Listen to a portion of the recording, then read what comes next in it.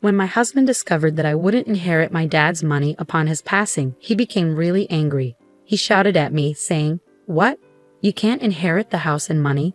I don't need you anymore. I want to break up with you right now." After that, I harbored a desire to retaliate against my husband and my sister, who hastily remarried. My name is Julie, and I work in an office.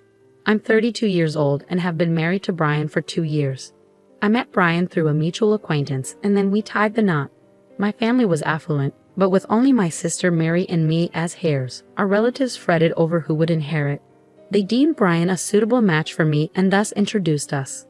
Though Brian didn't inherit any money officially, he moved into my parents' home with us. Unfortunately, my mom passed away a few years ago, leaving just my dad, my husband, and me in the house. Brian appeared kind and cared for my dad, but before our marriage, the relative who introduced us cautioned me about him. "I introduced Brian to you, but be cautious. He can be quite fixated on money." Despite nearing our wedding and exchanging engagement rings, I didn't notice any glaring signs of Brian's fixation, so we proceeded with the marriage. Even after tying the knot, I remained vigilant due to the warning. However, Brian didn't seem excessively focused on wealth. Occasionally, he'd inquire about our family's finances during drinks with my dad. Since my dad was forthcoming, I didn't think much of it.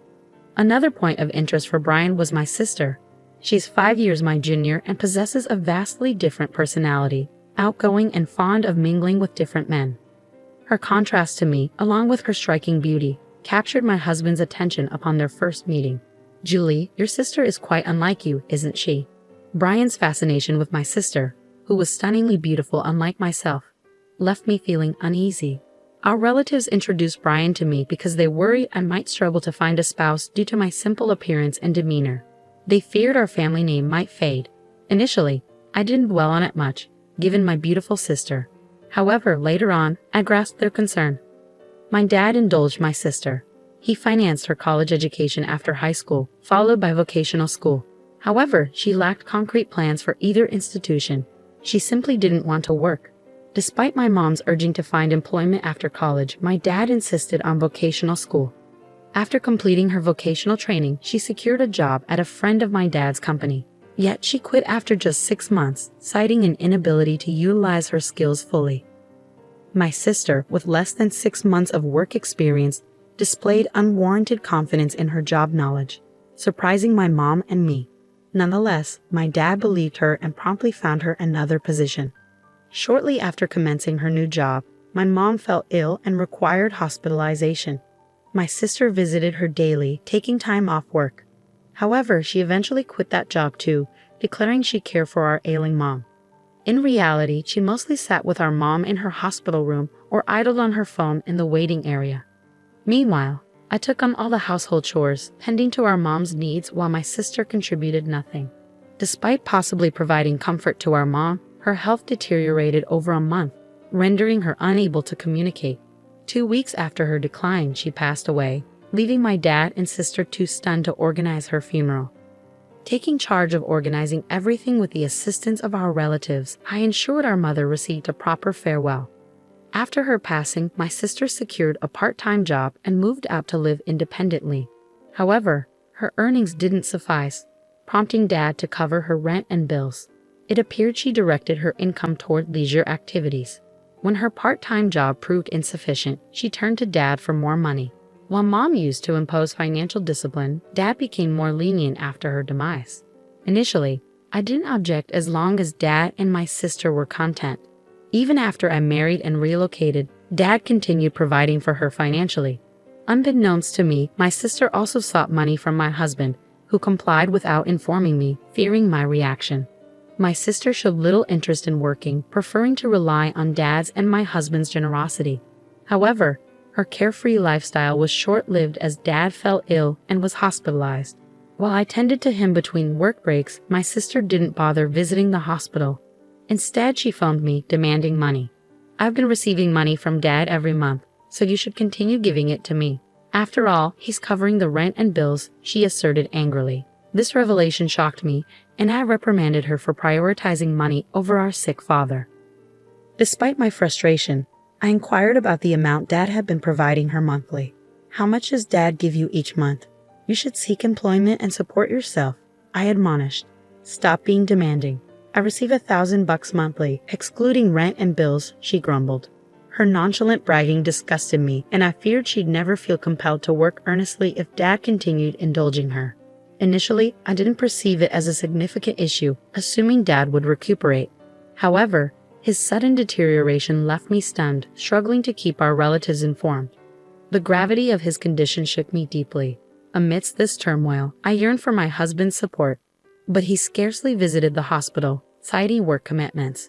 When he did come, he posed inappropriate questions like, "Your dad must have substantial savings, right? And since you and your sister are the only heirs, will the inheritance be evenly split?" His fixation on money left me speechless, and I finally comprehended our relative's warnings about his obsession. When my sister received a call, I informed her of Dad's critical state, but her concern was solely for her financial stability. "Ensure you continue my monthly allowance. I can't manage without it," she abruptly concluded. Anger surged within me at her response, compounded by the faint sound of a male voice in the background, triggering a sense of foreboding. About a month later, Dad passed away, with neither my sister nor my husband present in his final moments. Having experienced my mother's funeral previously, I understood the emotional toll of organizing such arrangements. Despite this, my sister and husband offered no assistance, with my sister not even attending the funeral. Though my husband attended briefly, he departed early, citing work commitments. The relative who introduced us noticed his absence and inquired about it. "Where's your husband?" "It's not ideal for the main mourner to be absent," the relative remarked.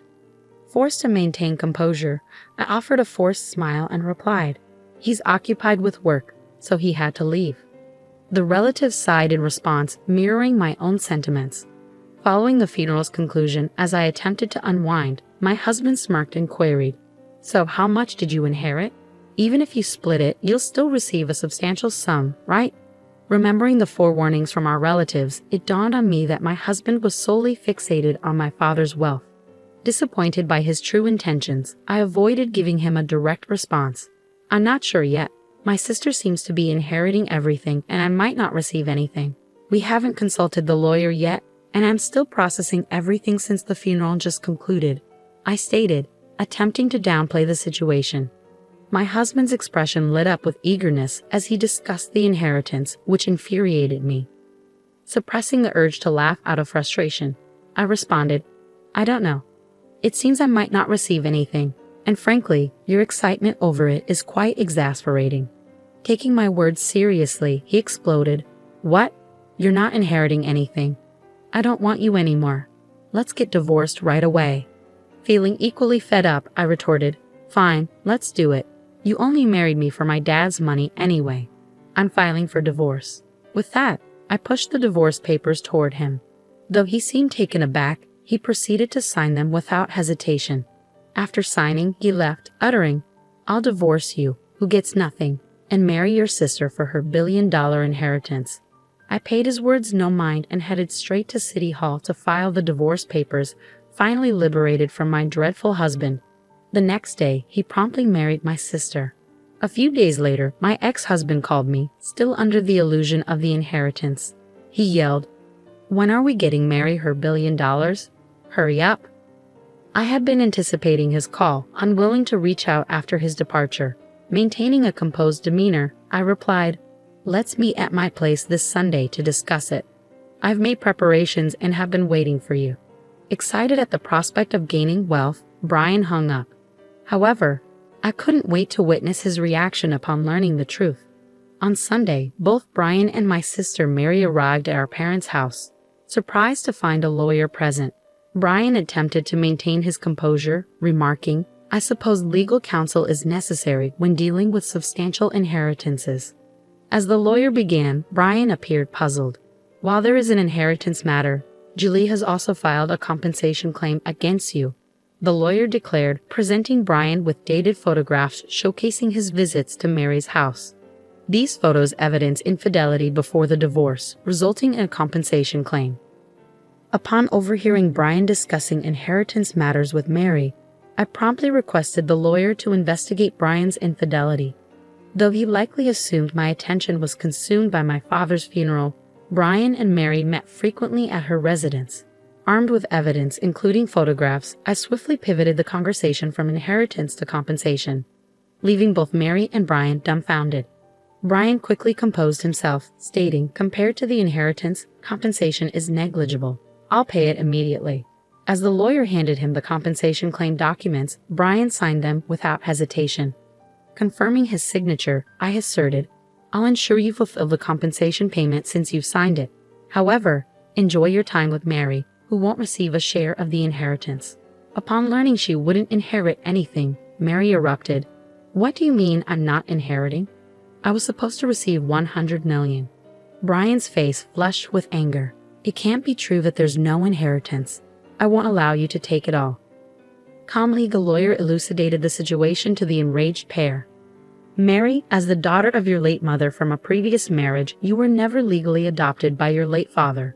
Thus, there's no legal parent-child relationship, and you cannot inherit his estate." Turning to Mary, who appeared bewildered, I clarified, "You were just a year old when our parents were married, so you probably don't remember. But I do. I was 6 years old at the time and was thrilled to gain a sister. Little did I know she'd end up stealing my husband. Our parents, facing challenges with us kids, sought mediation to remarry. Mom treated me as her own, and Dad cared for Mary. Perhaps he spoiled her because she wasn't his biological child, and he wanted to be extra cautious. Our parents each brought a child from their previous marriages into the remarriage. Mom, whom some relatives suspected married Dad for his wealth, refused to legally adopt Mary.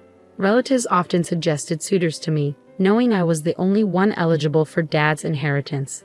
Had they borne a child together, it might have complicated matters, but they didn't. Perhaps they chose not to have children to avoid future inheritance disputes.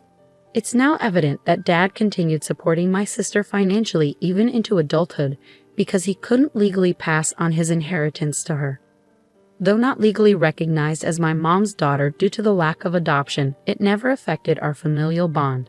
Apparently, our parents never disclosed their remarriages to my sister, and she learned the truth only recently. My ex-husband's complexion shifted from red to pale as the reality sunk in.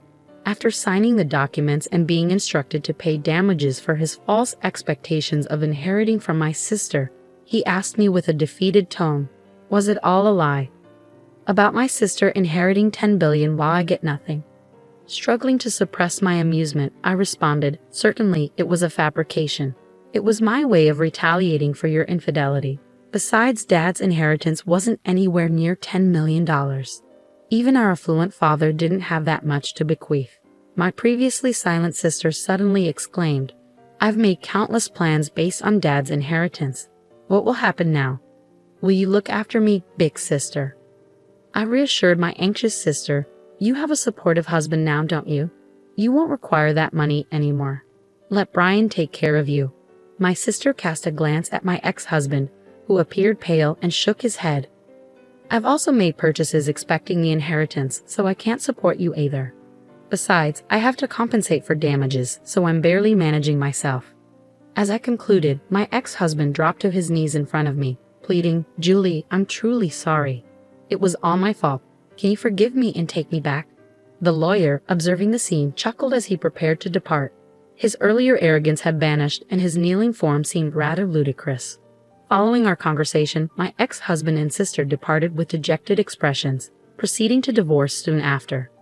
My ex-husband, who had remarried in anticipation of inheriting my sister's assets, lost interest in her upon learning she wouldn't receive the inheritance. Unable to support my sister due to the damages he owed me, we agreed he would make payments from his monthly salary since he had no assets. The lawyer proposed this arrangement to ensure I received compensation without missing out. Deprived of our father's support, my sister grappled with financial difficulties, toiling in a part-time job every day. Unfortunately, she couldn't manage her debts and eventually filed for bankruptcy. Ultimately, she had to vacate her apartment, and her whereabouts remain unknown. While our father's support stemmed from love, he may have indulged my sister excessively, hindering her ability to take work seriously.